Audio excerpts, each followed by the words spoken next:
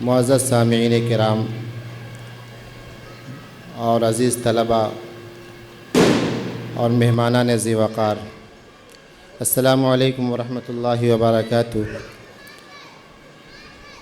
حضرات سامعین، سب سے پہلے ہمیں اللہ رب العزت کا شکر ادا کرنا چاہیے کہ اللہ رب العزت نے ہم سب کو ایمان کی دولت سے مالا مال فرمایا ہے اور اس بابرکت مجلس میں بیٹھنے کی توفیق عطا فرمائی ہے، اس لیے کہ یہ مجلس کوئی عام مجلس نہیں ہے، بلکہ یہ اللہ کے رسول کی مجلس ہے، جہاں پر اللہ کی رحمتیں اور اللہ کی برکتیں نازل ہوتی ہیں۔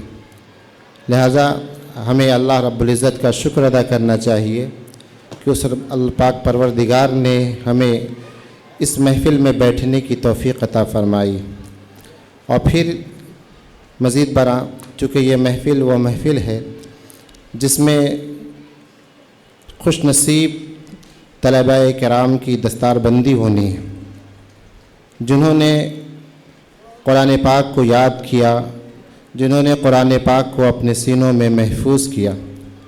یقیناً یہ سعادت وہ سعادت ہے جو ہر کسی کے حصے میں آیا نہیں کرتی۔ یہ سعادت خوش نصیبوں کو اور خوش قسمتوں کو ہی ملا کرتی ہے۔ حضرات سامعین، آج کا یہ اجلاس دارالعلوم دینیات کا سالانہ اجلاس ہے، جس میں حفاظ کرام کی دستار بندی بھی ہونی ہے۔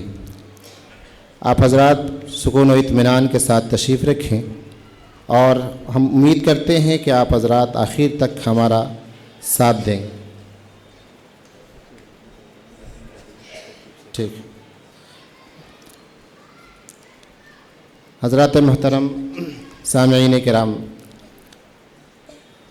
ہمارے بزرگوں کا یہ دستور رہا ہے کہ جب بھی کوئی دینی اصلاحی مجلس کا آغاز کرتے ہیں تو اس کے آغاز سے قبل مسند صدارت پر کسی لائق و فائق اور عظیم المرتبت شخصیت کو منتخب کرنا ضروری سمجھتے ہیں، تاکہ ان کی سربراہی یا ان کی سرپرستی میں وہ اجلاس بحسن خوبی اختتام کو پہنچ سکے۔ تو آئیے ہم آج کی اس اجلاس کی صدر تو اصل در حقیقت مولانا ابو ظفر حسان صاحب ندوی ہیں، لیکن ان کی عدم موجودگی میں اس مدرسے کے برسوں سے امام و خطیب جناب قاری عبداللام صاحب، میں چاہتا ہوں کہ اگر وہ میری آواز سن رہے ہوں تو تشریف لائیں اور اس منصب کو قبول فرما دیں۔ حضرات محترم سامعین کرام، جانتے ہیں کہ ہمارے نزدیک سب سے معتبر کلام قرآن مجید ہے، اور قرآن مجید وہ مقدس ترین کتاب ہے جس کا پڑھنا بھی عبادت، پڑھانا بھی عبادت، سننا بھی عبادت، سنانا بھی عبادت۔ تو آئیے اس مجلس کے آغاز کے لیے ہم قرآن پاک کی تلاوت کے لیے اس شعر کے ساتھ کہ جس کا ہر لفظ درخشندہ گوہر لگتا ہے، جس کا ہر لفظ درخشندہ گوہر لگتا ہے، یوں تو بس ذکر شہ جن و بشر لگتا ہے، جس کا ہر لفظ درخشندہ گوہر لگتا ہے، یوں تو بس ذکر شہ جن و بشر لگتا ہے، پورا قرآن ہے مجموعہ نعت سرور، پورا قرآن ہے مجموعہ نعت سرور، باوضو ہو کے بھی چھوتے ہوئے ڈر لگتا ہے۔ معزز سامعین، انہی اشعار کے ساتھ میں عزیزم محمد یوسف کو دعوت دوں گا کہ وہ تشریف لائیں اور قرآن مقدس کی تلاوت سے آج کی اس مجلس کا آغاز فرما دیں۔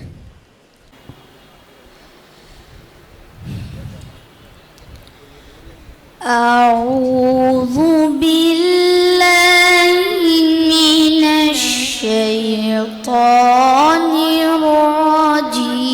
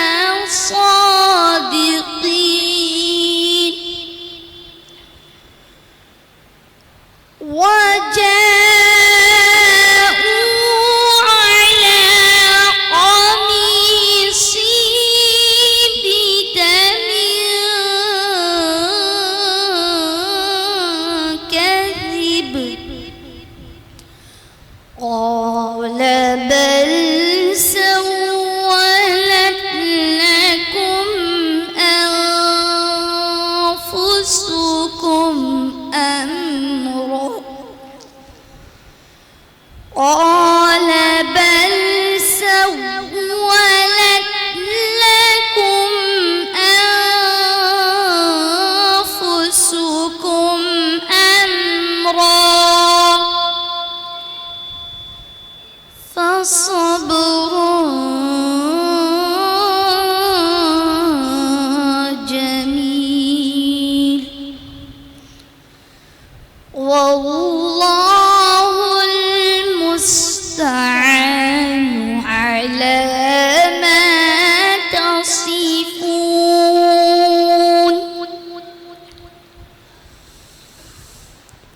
وجاءت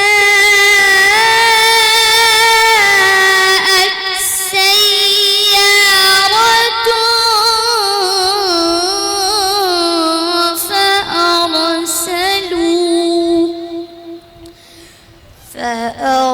فأرسلوا واردهم فأدلى دلوه قال يا بشرى هذا غلام وأسروه بضاعة والله عليم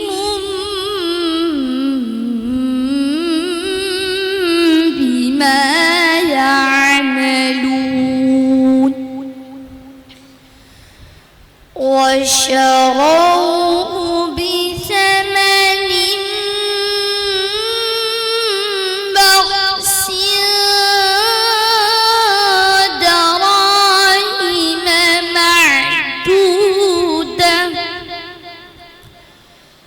وكانوا فيه من الزاهدين صدق الله العظيم.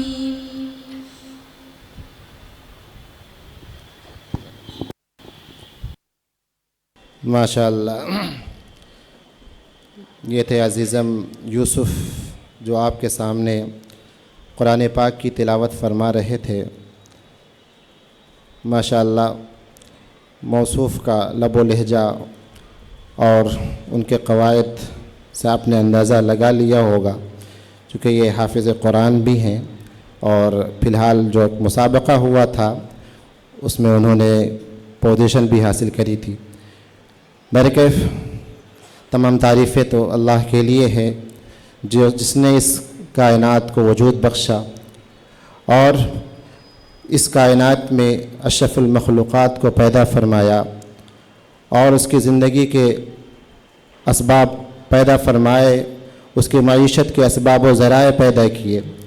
لاتعداد درود و سلام ہو اس ذات خیر الانام پر جس کے وجود مسعود نے اس کائنات عالم کو وجود عطا کیا، جس نے گرتوں کو سنبھالا، بگڑوں کو سدھارا، اور جس نے اپنے نگہ کرم سے اس کائنات عالم جو تاریکی تھی اس کو روشنی میں تبدیل فرمایا، جس کے صدقے میں آسمان بنا، زمین بنی، جس کے طفیل صفحہ ہستی نقشہ رنگ رنگ سے مزین ہوا۔ یہ مہکتے پھول، یہ ابلتے چشمے، یہ بلکھاتی ندیاں، یہ سمندر کی مست لہریں، یہ ابلتے چشمے، یہ سب اسی قدرت کائنات کا مظہر ہیں۔ دنیا کے نظارے، فرشتوں کی بعثت، نبیوں کی نبوت، ولیوں کی ولایت، صدیقوں کی صداقت، شہیدوں کی شہادت، سب کچھ اسی کے دم قدم سے ہے۔ کسی نے کہا ہے کوئی پیدا نہ ہوتا عالم ایجاد میں سرور، زمیں پر سرور عالم اگر پیدا نہیں ہوتے۔ اور پھر کسی نے کیا خوب کہا آگے بڑھ کر کہ گر ارض و سما کی محفل میں لولا کے لمحہ کا شور نہ ہو، گل ارض و سما کی محفل میں لولا کے لمحہ کا شور نہ ہو، یہ رنگ نہ ہو گلزاروں میں، یہ نور نہ ہو سیاروں میں، جو فلسفیوں سے کھل نہ سکا، جو نقطہ وروں سے حل نہ ہوا، وہ راز رسول اکرم نے بتلا دیا چند اشاروں میں۔ حضرات سامعین، اس معلم کائنات کی بارگاہ میں نذرانہ عقیدت پیش کرنے کے لیے اسی مدرسے کے ایک طالب علم عزیزم امانت اللہ محمد مرتضیٰ کو دعوت دیتا ہوں کہ وہ تشریف لائیں اور ہم سامعین کو اپنے نعت پاک سے محظوظ فرمائیں۔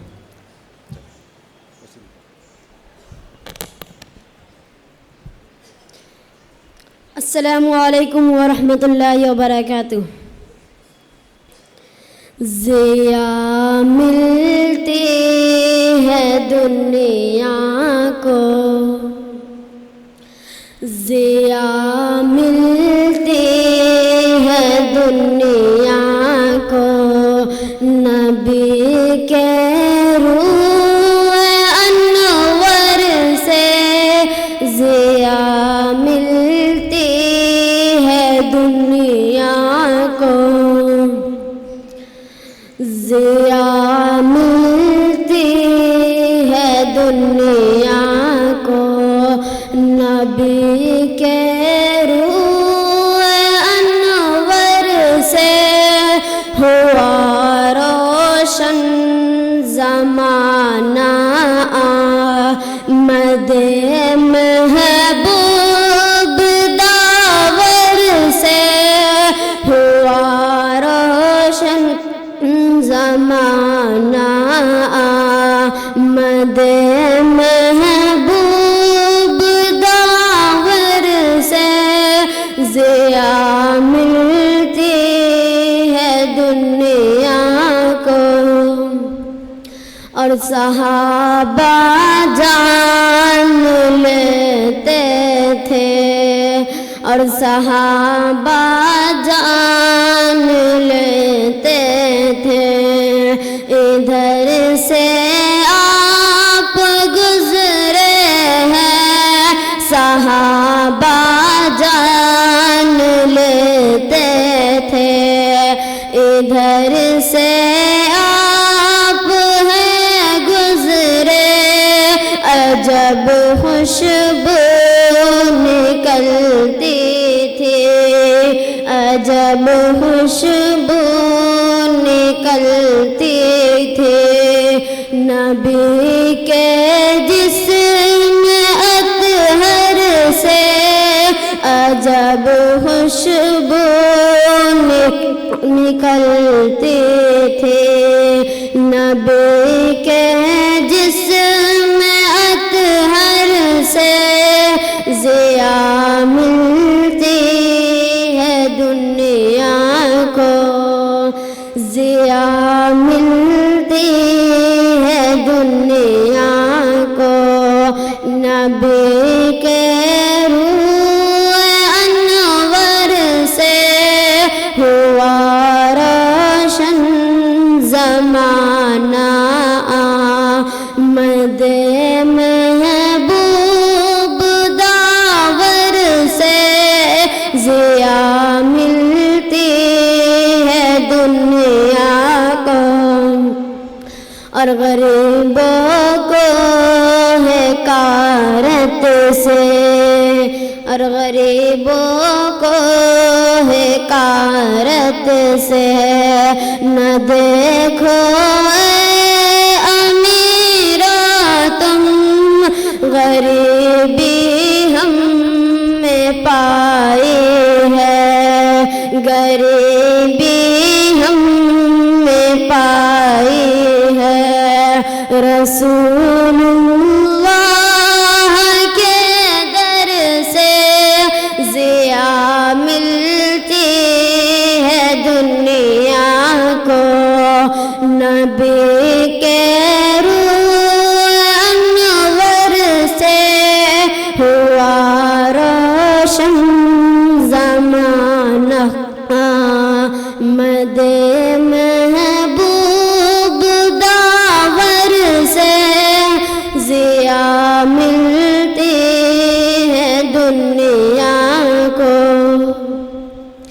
کہ نمازوں کے لیے اور کامیابی کے لیے آؤ، کہ نمازوں کے لیے اور کامیابی کے لیے آؤ، صدا اللہ اکبر آتی ہے اللہ کے گھر سے، صدا اللہ اکبر آتی ہے اللہ کے گھر سے، ضیا ملتی ہے دنیا کو،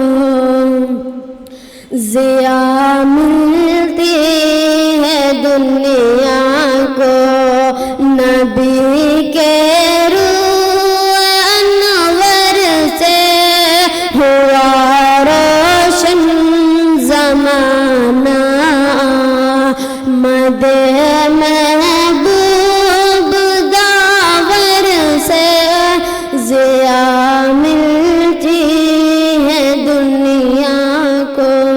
السلام علیکم۔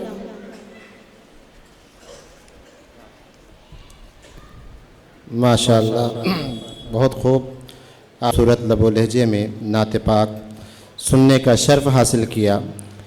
حضرات محترم، میں قبل اس کے کسی اور کو دعوت دوں، میں مولانا نیاز احمد ندوی صاحب سے گزارش کروں گا کہ وہ تشریف لائیں، مسند پر تشریف رکھیں۔ اسٹیج علماء کرام کے لیے ہی بنایا گیا ہے، جہاں کہیں بھی علماء کرام تشریف فرما ہوں ان سے میری گزارش ہے کہ وہ آویں اور اسٹیج پر جو مسند لگایا گیا ہے، جو گدا بچھایا گیا ہے، اس پر رونق افروز ہوں۔ یہ آپ ہی کے لیے ہے اور یہ خالی خالی سا اچھا بھی نہیں لگ رہا ہے، لہٰذا میں اور علماء کرام جن کے نام سے میں واقف نہیں ہوں، میں ان سے بھی گزارش کروں گا کہ وہ تشریف لائیں۔ حضرات محترم، اب میں بلا کسی تمہید کے آپ کو تقریر و خطابت کے میدان میں لیے چلوں، اور میں تقریر پیش کرنے کے لیے اسی مدرسے کے ایک طالب علم عزیزم محفوظ عبدالعزیز کو میں دعوت دیتا ہوں کہ وہ آئیں اور اپنی تقریر ہم ان کے سامنے پیش کریں۔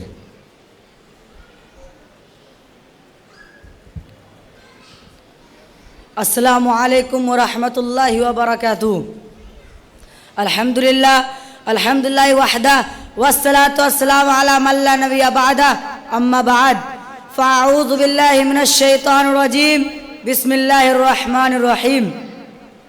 واعتصموا بحبل اللہ جمیعا ولا تفرقوا، صدق اللہ العظیم۔ ہم ایک ہو جائیں تو بن سکتے ہیں خورشید و مبین، ہم ایک ہو جائیں تو بن سکتے ہیں خورشید و مبین، ورنہ ان بکھرے ہوئے تاروں سے کیا کام بنے۔ صدر محترم، حضرات حکم و معزز سامعین اکرام، اقوام عالم کی تاریخ پر ایک سرسری نگاہ بھی ڈال لی جائے تو یہ حقیقت روز روشن کی طرح آشکار ہوتی ہے کہ اتحاد و اتفاقی وہ قوت محرکہ ہے جس نے زوال پذیر قوموں کو بھی عروج کے معراج تک پہنچایا، اور انتشار و تشدد نے قوت و شوکت رکھنے والے سلطنت کو لمحوں میں کھوکھلا کر رکھ دیا۔ امت مسلمہ کی داخلی کمزوریاں، فکری پراگندگی، ذہنی انتشار اور گروہی رقابتیں دراصل اسی فقدان اتحاد کا شاخسانہ ہے۔ قرآن حکیم نے ارشاد فرمایا وَاعْتَصِمُوا بِحَبْلِ اللَّهِ جَمِيعًا وَلَا تَفَرَّقُوا، یعنی اللہ کی رسی کو مضبوطی سے تھام لو اور تفرقے میں نہ پڑو۔ اہل علم و دانش اتفاق و اتحاد کا مفہوم محض رسمی اجتماع، مجازی ہم نشینی یا وقت مصالحت نہیں، بلکہ قلوب کی ہمنوائی، نظریات کی ہم آہنگی، مقاصد کی وحدت اور باہمی احترام کے ایسے لطیف رشتے کا نام ہے جس میں انا کی جگہ اخوت، مفاد پرستی کی جگہ اثار اور ضد و عناد کی جگہ تدبر و بردباری فروغ پاتی ہے۔ وہ قومیں جو اپنے اندر فکری یکسانی، اجتماعی شعور اور عملی ہم آہنگی پیدا کر لیتی ہے، زمانہ ان کے قدموں میں جھک جاتا ہے۔ حضرات سامعین، اتحاد کی اصل روح یہ ہے کہ ہم اپنی ذاتی ترجیحات کو امت کے اجتماعی مفاد کے تابع کر دیں۔ اختلاف رائے ایک فطری امر ہے، مگر اسے نزاع، تعصب، طعن و تشنیع میں بدل دینا امت کے بکھراؤ کا سب سے بڑا محرک ہے۔ دانش مند لوگ کہتے ہیں کہ اختلاف اگر عقل سے جنم لے تو ترقی کا سبب، اور اگر انا سے اٹھے تو تباہی کے پیش خیمہ بن جاتا ہے۔ آج ہمارا معاشرہ اسی انا پرستی، گروہ بندی اور لسانی و فکری تعصبات میں جکڑا ہوا ہے۔ نتیجتاً محبت کی جگہ نفرت، تعاون کی جگہ رقابت اور اخوت کی جگہ اجنبیت نے لے لیا ہے۔ حالانکہ مسلمانوں کی تاریخ اس بات کی گواہ ہے کہ وہ جب بھی متحد ہوئے بڑے سے بڑا طوفان ان کے سامنے ماند پڑ گیا، اور جب منتشر ہوئے تو چھوٹے سے دھکے نے بھی ان کا سراز بکھیر دیا۔ آئیے ہم اس حقیقت کو دل کی گہرائیوں میں اتار لیں کہ اتحاد ایک سماجی نعرہ نہیں بلکہ ایک شریف فریضہ، روحانی ذمہ داری اور ملی ضرورت ہے۔ ہمیں اپنی صفوں سے بدگمانی، حسد، عناد اور بے جا اختلاف جیسے روح شکن امراض سے خاتمہ کرنا ہوگا۔ اتفاق کی بنیاد برداشت، حسن زن، حلم و تدبر اور خیرخواہی پر ہوتی ہے۔ جب تک ہم اپنے اندر یہ اوصاف پیدا نہ کریں، ہماری تقریریں، ہماری قراردادیں اور ہمارے دعوے سب بے سود رہیں گے۔ آخر میں ہم اللہ رب العزت سے دعا کرتے ہیں وہ ہمیں اخوت دنیا کی وہ نورانی دولت عطا فرمائیں جو ہمارے دلوں کو متحد، ہمارے قدموں کو مضبوط اور ہماری صفوں کو سیسا پلائی دیوار بنا دے۔ اسی چند بات میں تقریر ختم کرتا ہوں ایک شعر کے ساتھ۔ یہی ہے عبادت، یہی دین و ایمان، یہی ہے عبادت، یہی دین و ایمان کہ کام آئے دنیا میں انسا کے انسا۔ وآخر الدعوانا الحمدللہ رب العالمین۔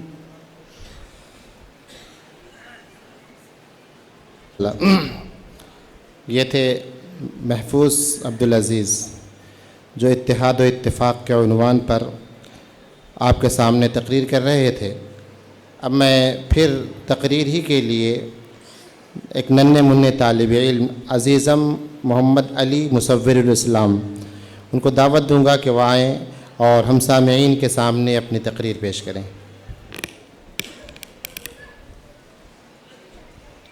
الحمدللہ رب العالمین والصلاة والسلام علی سید المرسلین وعلی آلہ وصحبہ اجمعین، اما بعد، معزز سامعین اکرام، السلام علیکم ورحمۃ اللہ وبرکاتہ۔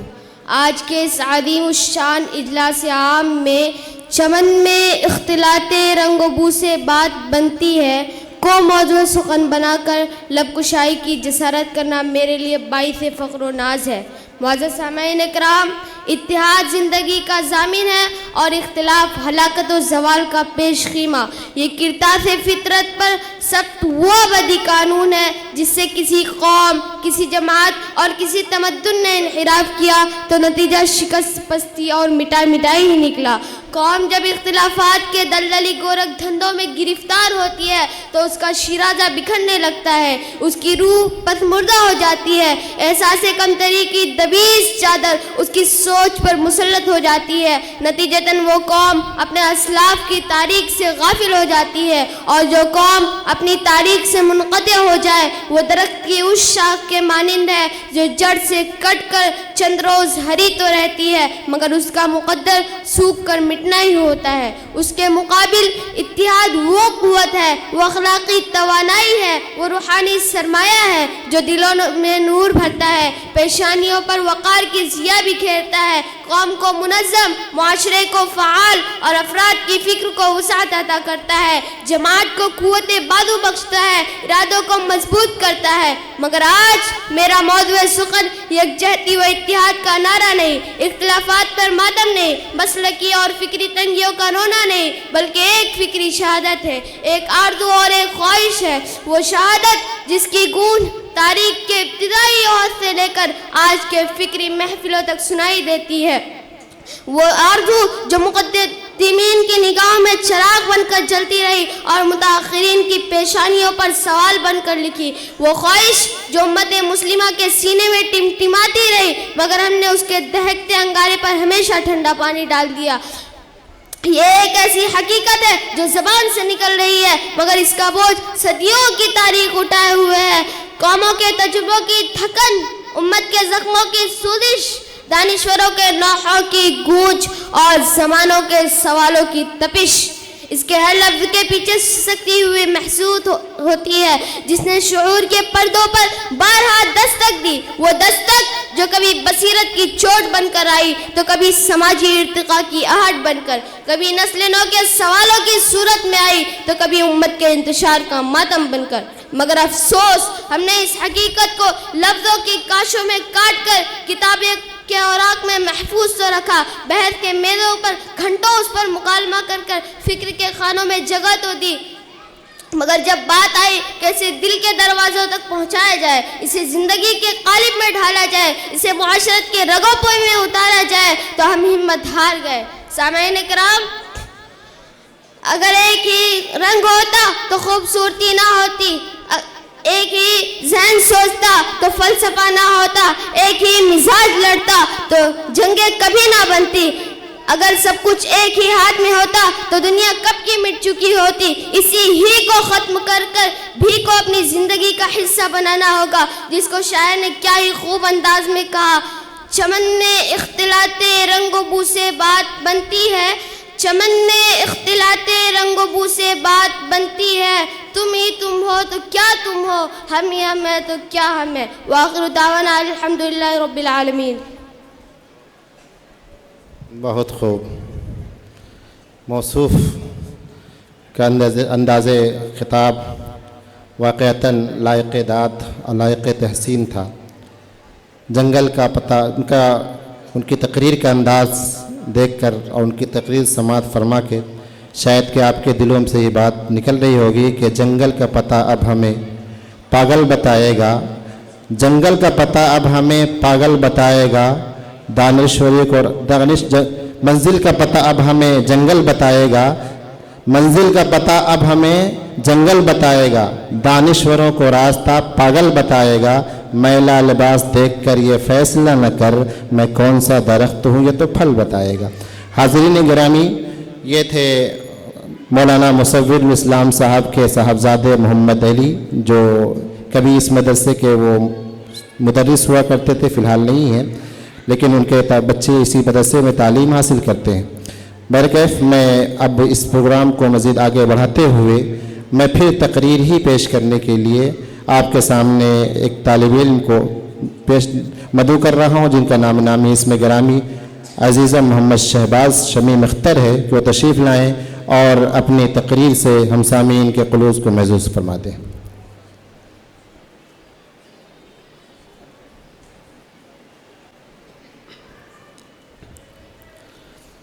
السلام علیکم ورحمۃ اللہ وبرکاتہ۔ نحمد ونصلی علی رسولہ الکریم، اما بعد فاعوذ باللہ من الشیطان الرجیم، بسم اللہ الرحمن الرحیم، فلعلک باخع نفسک علی آثارہم ان لم یؤمنوا بہذا الحدیث اسفا، وقال النبی صلی اللہ علیہ وسلم اخفت فی اللہ وما یخاف احد ولقد اوذیت فی سبیل اللہ وما یؤذی احد۔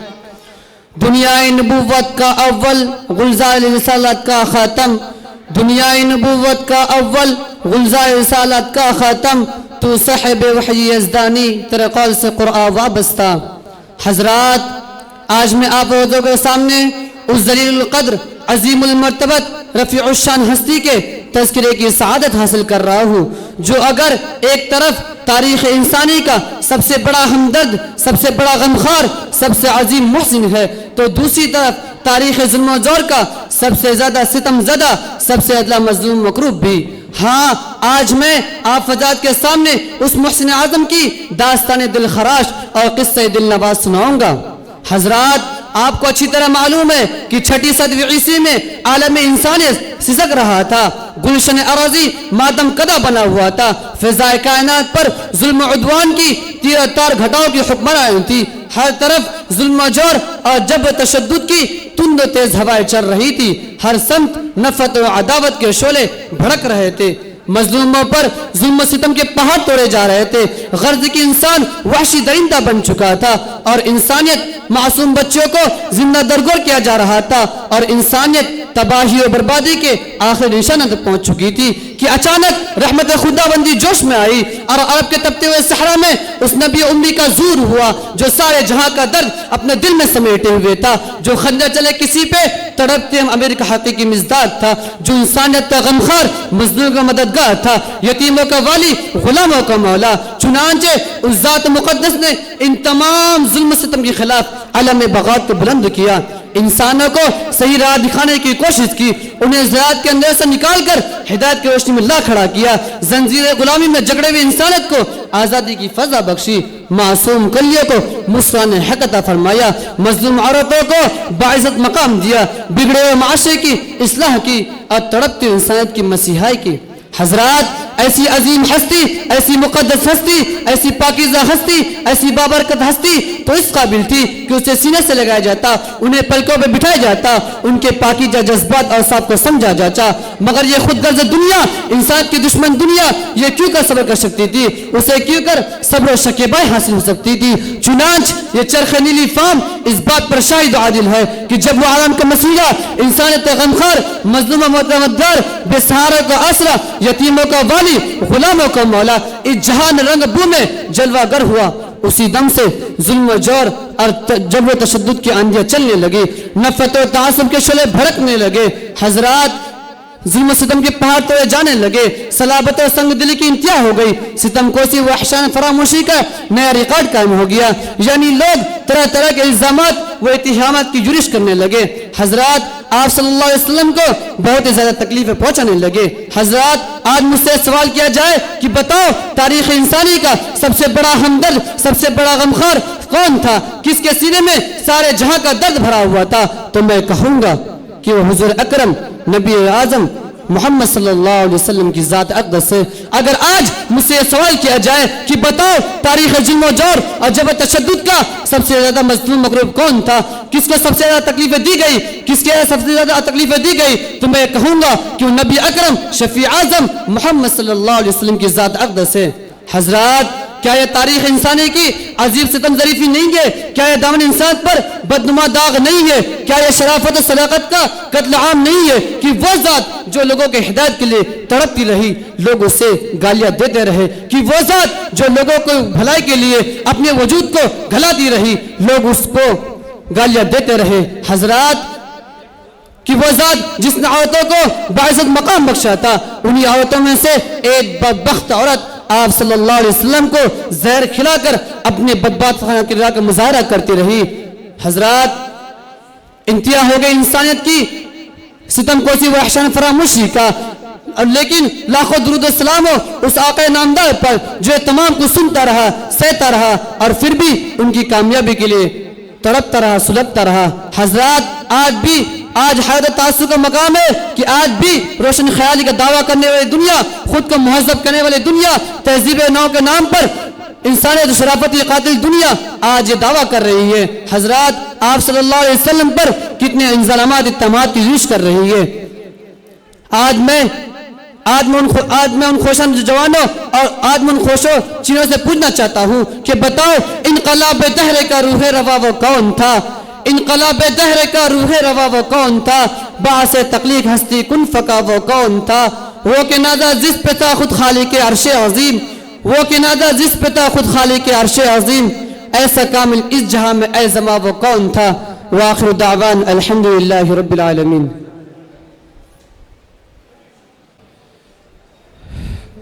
عزیزم نے بڑی بے باکی کے ساتھ آپ کے سامنے تقریر پیش کرنے کی کوشش کی، اور انہوں نے کی بھی۔ اللہ کے نبی صلی اللہ تعالیٰ علیہ وسلم پیغمبر انقلاب ان کا موضوع سخن تھا۔ حضرات محترم، اللہ کے نبی کی شان میں کسی نے کہا ہے، کہنے کو تو ملبوس بشر اوڑھ کے آیا۔ حضرات گرامی، علم و ادب کی محفل ہے اور اہل علم حضرات تشریف رکھتے ہیں، آپ حضرات ان اشعار کو ضائع نہ کیجئے گا۔ کہنے کو تو، اور میں قبل اس کے کہ میں بات گفتگو آگے کروں، میں آپ سے ادباً گزارش کرتا ہوں کہ آپ حضرات تھوڑا اسٹیج کے قریب آ جائیں تاکہ بعد میں آنے والوں کو زحمتوں کا سامنا نہ کرنا پڑے۔ بڑے ہی ادب و احترام کے ساتھ مجلس ہے اور مسجد بھی ہے اور ادبی محفل بھی ہے، لہٰذا ان سب کا خیال رکھیں اور آپ حضرات تھوڑا آگے تھوڑی زحمت فرما لیں۔ جزاک اللہ خیرہ، بہت بہت شکریہ۔ جی حضرات، کہنے کو تو ملبوس بشر اوڑھ کے آیا، کہنے को तो मलबूस बशर ओढ़ के आया, लेकिन तेरे अहकाम फलक पर भी चले हैं। कहने को तो मलबूस बशर ओढ़ के आया, लेकिन तेरे अहकाम फलक पर भी चले हैं। कहने को तेरा फ़क्र तेरे फ़ख्र का बाइस, कहने को तेरा फ़क्र है तेरी फ़ख्र का बाइस, लेकिन तू सखावत के समंदर का किनारा, लेकिन तू सखावत के समंदर का किनारा। कहने को तेरे सर पे है दस्तार यतीमी, कहने को तेरे सर पे है दस्तार यतीमी, लेकिन तू ज़माने के यतीमों का सहारा। मुअज़्ज़ज़ हामीन किराम, मौसूफ़ पैगम्बर इनक़िलाब के उन्वान पर बड़े ही खूबसूरत लबो लहजे में आपके साथ में तकरीर पेश कर गए। अब मैं चाहता हूँ कि आपकी समातों को ज़रा सा दूसरी तरफ ले जाया जाए और मैं नात पाक के लिए दावत दूँ। लिहाजा मैं चंद अशार के साथ, चूँकि अब तलबा की तादाद बहुत ज़्यादा नहीं है, लिहाजा मैं चाहता हूँ कि आप हज़रात की समातों को नात पाक से महसूस करने से कबल चंद अशार के बस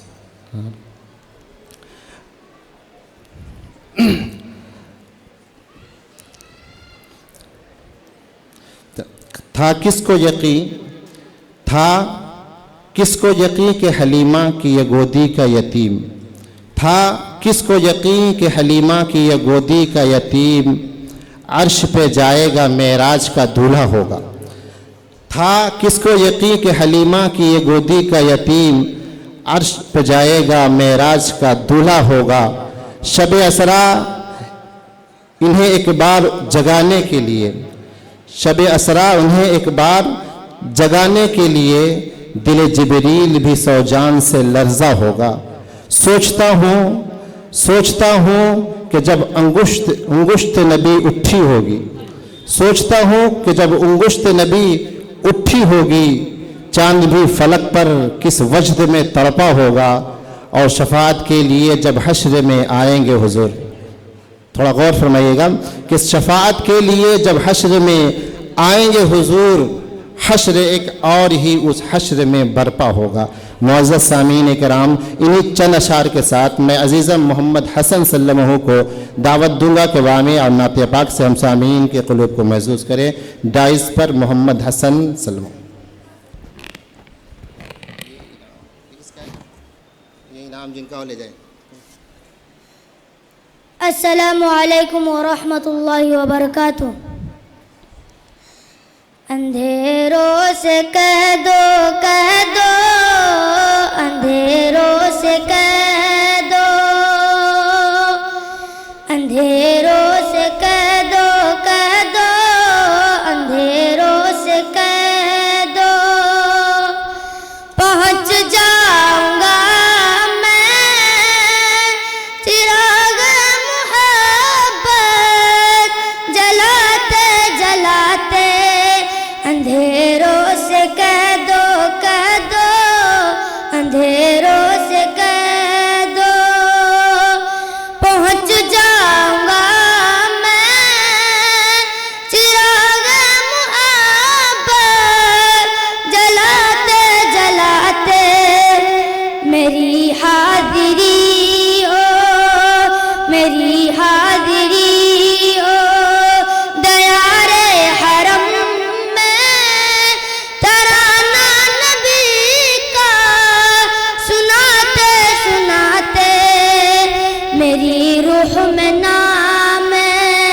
मेरी रूह में नाम अहमद बसाओ, मेरी रूह में नाम अहमद बसाओ। मेरी धड़कनों पर मुहम्मद लिखा हो। अंधेरों से कह दो, अंधेरों से कह दो, पहुँच जाऊंगा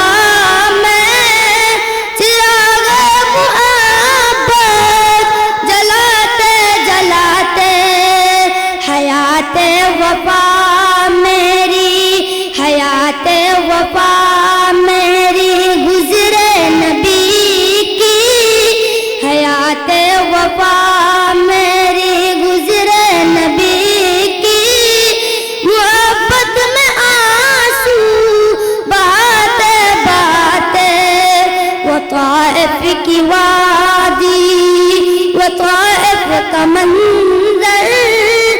طائف کی وادی وہ طائف کا منظر لہو سے ہوا تر بتر جسم اطہر اندھیروں سے کہہ دو اندھیروں سے کہہ دو پہنچ جاؤں گا میں چراغ وہاں پر جلاتے جلاتے مگر ان کے حق میں مگر ان کے حق میں نبی نے دعا کی جو تھے پتھر چلاتے چلاتے نظر آیا جب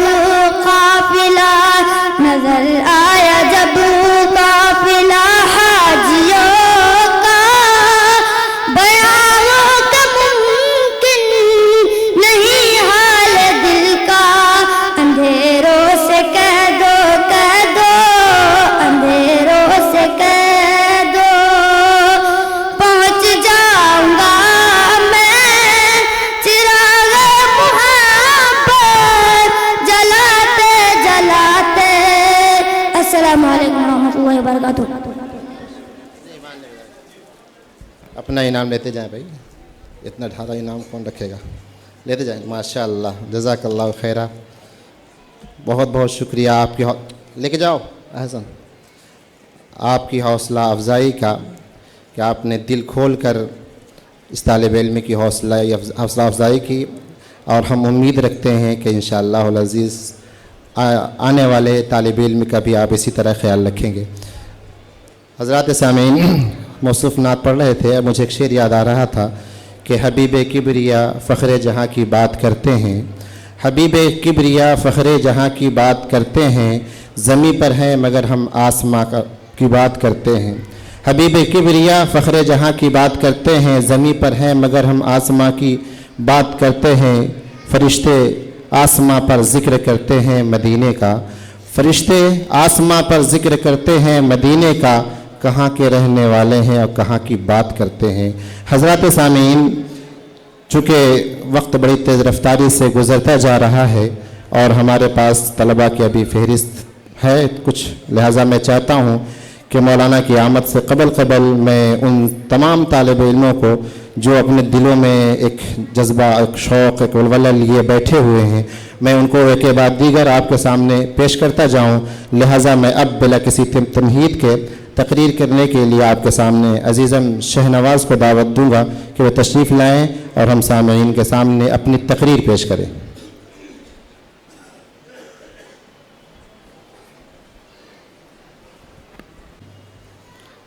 الحمد للہ رب العالمین والصلاة والسلام على سید الانبیاء والمرسلین. اما بعد فاعوذ باللہ من الشیطان الرجیم. بسم اللہ الرحمن الرحیم. ولا تقتلوا اولادکم خشیۃ املاق نحن نرزقهم وإياكم. وقال النبی صلی اللہ علیہ وسلم تزوجوا الودود فإنی مکاتر بکم الامم یوم القیامہ. برادران اسلام اور حاضرین جلسہ، السلام علیکم ورحمۃ اللہ وبرکاتہ. اس میں کوئی شبہ نہیں کہ مذہب اسلام دنیا کا وہ واحد مذہب ہے جو اپنے جامعیت کے اعتبار سے بے نظیر اور بے مثال ہے، جو لازوال اور باکمال ہے، جو تمام مذاہب عالم میں ممتاز اور منفرد ہے، جس میں حیات انسانی کے تمام قوانین مکمل طور پر بیان کر دیا گیا ہے. زندگی کا کوئی ایسا مرحلہ نہیں جس میں اسلام کا پیش کردہ دستور حیات ہماری دستگیری نہ کرتا ہو. زندگی کا کوئی ایسا گوشہ نہیں جس میں اسلام کا پیش کردہ ضابطۂ حیات ہماری دستگیری نہ کرتا ہو. زندگی کا کوئی ایسا مسئلہ نہیں جس میں قرآن ہماری قیادت نہ کرتا ہو. زندگی کا کوئی ایسی منزل نہیں جہاں پہنچ کر شریعت محمدیہ دم توڑ دیتی ہو، بلکہ ہر آن، ہر لمحہ، ہر وقت، ہر گھڑی اسلام کی تعلیم آپ کو رہنمائی کرتی ہوئی ملے گی.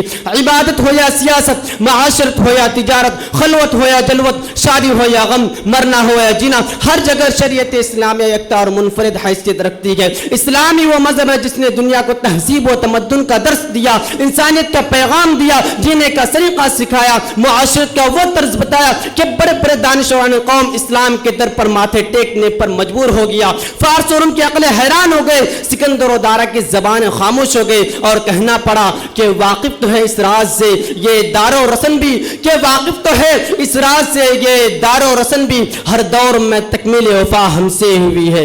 میرے عزیز دوستو, اسلام کا کٹر دشمن یورپ قرآن کو مٹانا جس کا مشن رہا ہے, جس نے ہر دور میں اسلام کی مخالفت کی ہے, اس کی طرف سے یہ آوازیں اٹھائی جاتی ہیں کہ قرآن تعلیمات پر اب غور کرنے کی ضرورت ہے, اسلام کے آئین قوانین پر اب اعتراض کرنے کی ضرورت ہے.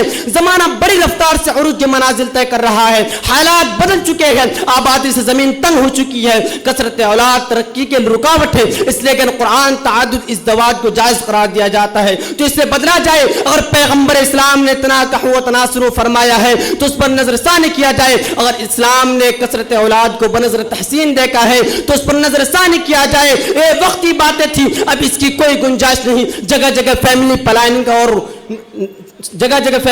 اور نسل بندی کی آوازیں اٹھائی جاتی ہیں. سڑکوں اور چوراہوں پر ہم دو ہمارے دو, ایک کے بعد ابھی نہیں, دو کے بعد کبھی نہیں کا نعرہ لگائے جاتے ہیں. انٹرنیٹ کے ذریعے پوری دنیا کو اس کی تعلیم دی جاتی ہے. ایسا کیوں؟ تاکہ اسلام کا نام بدنام کیا جائے, قرآن کا نام بدنام کیا جائے, تعلیمات نبوی کو فرسودہ ثابت کیا جائے, نئی نسل کا ذہن خراب کیا جائے. لیکن اے وقت مجھ کو کھوکھلی دیوار مت سمجھ, لیکن اے وقت مجھ کو کھوکھلی دیوار مت سمجھ, صدیوں سے زلزلوں کا مقابل رہا ہوں میں. میرے عزیز دوستو, قرآن آخری کتاب ہے, اب اس کے بعد کوئی کتاب نہیں آئے گی. اب قرآن کا قانون قیامت تک چلتا رہے گا, چاہے زمانے میں کتنا ہی انقلاب آ جائے, حالات میں کتنا ہی تغیر و تبدل ہو جائے, زمانہ لاکھ کروٹے بدلے, لیکن قرآن کا قانون نہیں بدلا جائے گا. لیکن مغرب زدہ ذہن کے لوگ بیٹھ کر یہ حساب لگاتے ہیں کہ 10 سال میں ملک کی آبادی 1.5 کروڑ بڑھ گئی, 100 سال میں 4 گنی ہو جائیں گے, اتنے آدمی کہاں سے مائیں گے؟ مگر اسلام کے آئین قوانین پر اعتراض کرنے والے, کیا تم نہیں دیکھتے جس خدا نے 1000 سال تک انسان کی ہستی اس سرزمین پر بسا رکھی ہے, وہ خود اس مسئلے کو حل کر رہا ہے اور کرتا رہے گا. اللہ تعالیٰ نے ارشاد فرمایا ہے, وما من دابۃ فی الارض الا علی اللہ رزقها, کہ زمین پر چلنے پھرنے والی تمام چیزوں کا رزق خدا کے ذمے ہے. اور ایک جگہ ارشاد فرمایا ہے, ان اللہ هو الرزاق ذو القوۃ المتین. چنانچہ یہ وسائل جو آج ہم دیکھ رہے ہیں یہ پہلے نہیں تھے, جو آبادی بڑی اس کے ساتھ معیشت کے اسباب و ذرائع بھی پھیلتے جا رہے ہیں. مجھے افسوس ہے مسلمانوں پر جن کے عقائد بدلتے جا رہے ہیں, جن کے قول و عمل میں یورپی تقلید ایک عام مزاج بنتا جا رہا ہے. غیر مسلموں کی طرح مسلمانوں میں بھی احساس جاغز ہوتا جا رہا ہے. فیملی پلاننگ ایک بہترین عمل ہے, ورنہ ہماری زمین بڑھ جائے گی, ہمارا مال بڑھ جائے گا اور ہم بھوکے مر جائیں گے. کتنی دکھ کی بات ہے. حالانکہ ہمارا عقیدہ ہونا چاہیے کہ رزق دینے والی خدا کی ذات ہے, عزت دینے والی خدا کی ذات ہے, دولت دینے والی خدا کی ذات ہے, پرورش و پرداخت کرنے والی خدا کی ذات ہے, جو تمام دنیا کا پالنہار ہے, جو کسی کا محتاج نہیں, جو پہاڑوں کی بلندیوں پر رینگتی ہوئی چوٹی کو کھلاتا ہے, جو زمین کی تہ میں رہنے والے جانوروں کی پرورش کرتا ہے, جو سمندر میں تیرنے والی مچھلیوں اور جانوروں کو پالتا ہے, جو اڑتے ہوئے پرندوں کو آسودہ کرتا ہے, جو کسی کا محتاج نہیں لیکن ساری دنیا اس کا محتاج ہے. میں آخر میں ایک شعر کہہ کے اپنا جگہ لینا چاہتا ہوں کہ تقلید پر یورپ کی رضامند ہوا تو, کہ تقلید پر یورپ کی رضامند ہوا تو, مجھے گلا تجھ سے ہے یورپ سے نہیں. وآخر دعوانا الحمدللہ رب العالمین. ماشاءاللہ. اپنا حضرات گرامی, آج ملک کے حالات کیا ہیں, مسلمانوں کے ساتھ کیا رویہ اپنایا جاتا ہے, اختیار کیا جاتا ہے, وہ ہم سب کے سامنے آیا ہے. اور یہ بات کھلی ہوئی ہے, جو کچھ ہو رہا ہے وہ سب حکومتی سطح پر جو لوگ مامور ہیں ان کے نظروں کے سامنے ہوتا ہے, لیکن وہ لوگ خاموشی اختیار کرتے ہیں. بہرکیف مجھے کہنا تو یہ ہے کہ آج زبان بندیاں ہیں, نظر بندیاں ہیں, زبان بندیاں ہیں, نظر بندیاں ہیں, اور ہمارے لیے ہی ساری پابندیاں ہیں. گراتے ہو تم مسجدوں کو گراؤ, گراتے ہو تم مسجدوں کو گراؤ, بہاتے ہو تم خون ناحق بہاؤ, ستاتے ہو تم مظلوموں کو ستاؤ, مگر یہ سمجھ کر ذرا ظلم ڈھاؤ. مظالم کا لبریز جب جام ہوگا, مظالم کا لبریز جب جام ہوگا تو ہٹلر کے جیسا ہی انجام ہوگا. معزز سامعین کرام, اب میں آپ کے سامنے